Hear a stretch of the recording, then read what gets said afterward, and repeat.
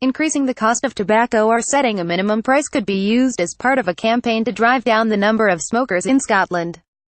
Public health experts also say reducing the availability of tobacco and incentivizing retailers not to sell it may help tackle health inequalities.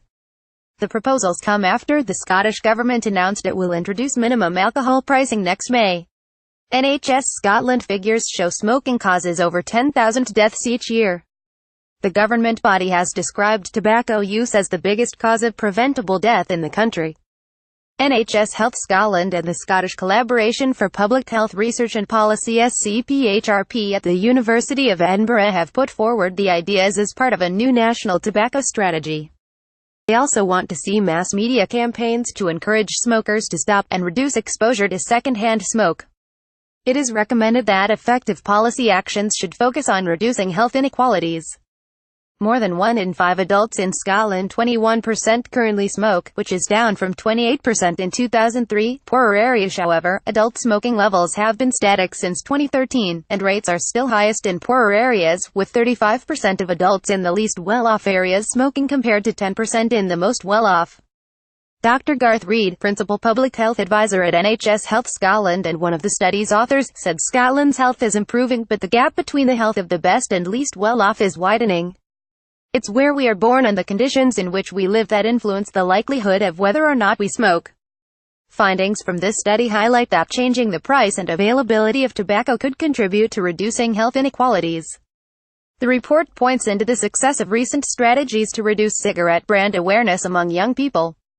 It says there has also been a decrease in the amount of children exposed to second-hand smoke in the home. John McAteer, Senior Research Fellow in SCPHRP at the University of Edinburgh and co-author, said smoking rates are no longer falling, they are at a standstill. This is a stark reminder of how much still needs to be done to tackle smoking.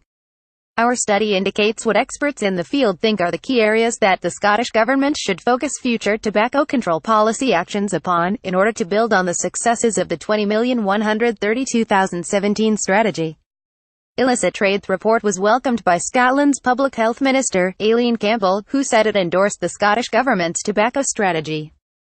She added, "Our new tobacco strategy, to be published next year, will support more progress, including targeting smoking rates in communities where people find it most difficult to quit."